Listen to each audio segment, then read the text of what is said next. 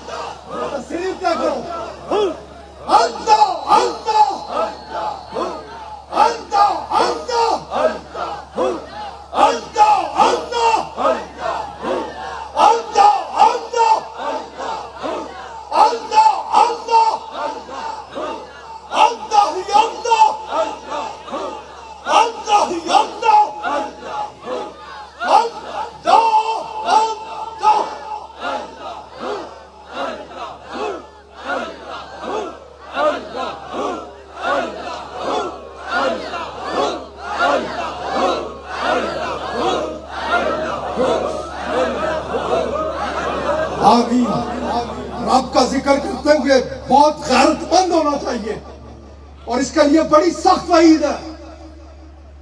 فرمان نبی صلی اللہ علیہ وسلم ہے میرا رب کا جب ذکر کرو تو ایسے کرو جیسے دیوانے ہو.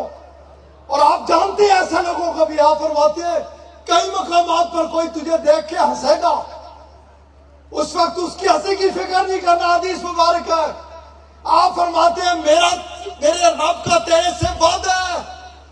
میرا رب وعدہ فرماتا ہے کہ اس دن روز محشر جنت پہ تو کھڑا ہوگا, تو ہنس رہا ہوگا اور تو اسے دیکھے گا, وہ کہہ رہا ہوگا افسوس, توبہ کرو. تو ایک کان پکڑو کان.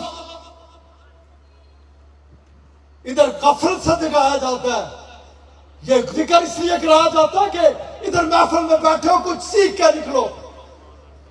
رب کی ذات سے بڑھ کر ہمارے لیے غیرت کوئی نہیں ہے. اللہ تعالیٰ رحم کرے, ہدایت دے, کرم فرمائے, احسان فرمائے. کفار مسجد نبی شریف کے بعد کھڑے ہو کے ہنسائی گراج کرتے تھے. آج تم اپنے رب کے نام پہ دستے ہو. آج جا کے کم از کم 12 نفل پڑھنا, توبہ کرنا, استغفار کرنا پڑھو گے.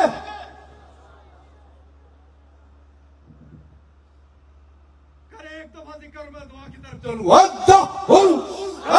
سارے مولوی شروع کرو.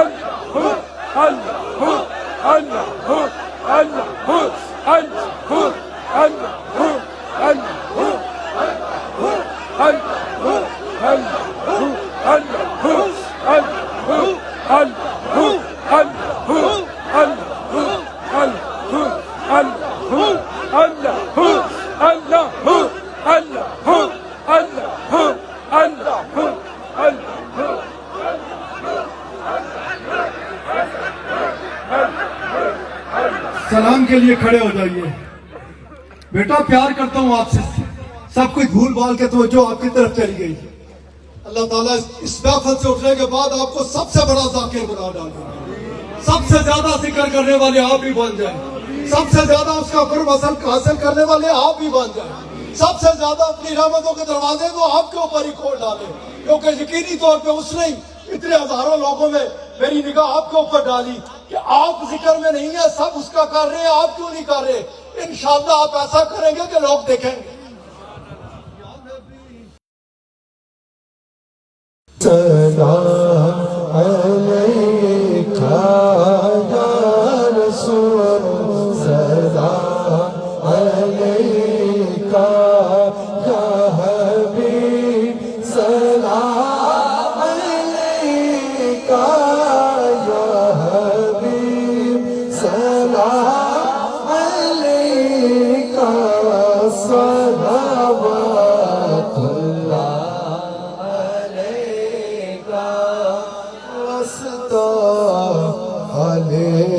ابا کا صدقہ حضرت فاطمہ کا, صدقہ حضرت فاطمہ کا, صدقہ حضرت فاطمہ کا, صدقہ حضرت فاطمہ کا, صدقہ حضرت فاطمہ کا. اور شہید کربلا کا, شہید کربلا کا, ہم روزے جزا کا, بخت کا چمکے ستارہ, حاضری کا ہو اشارہ, دیکھ کر روزہ پیارا, پھر پڑے آدم آقا یا نبی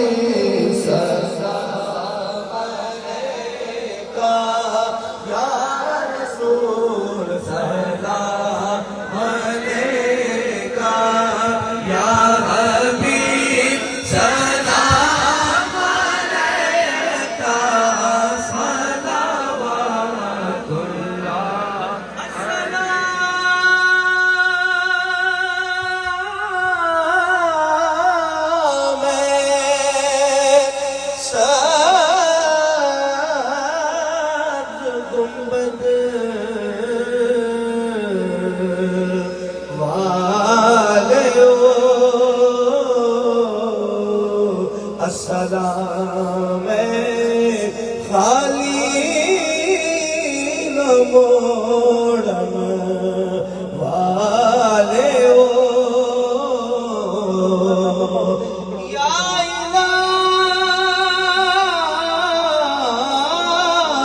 الہی صدقہ آل رسول یہ سلام آج جانا ہو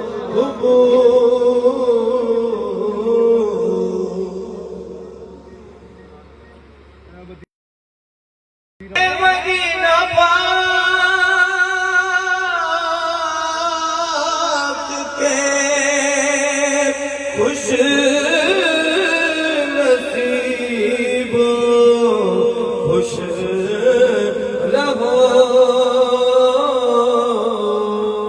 دامن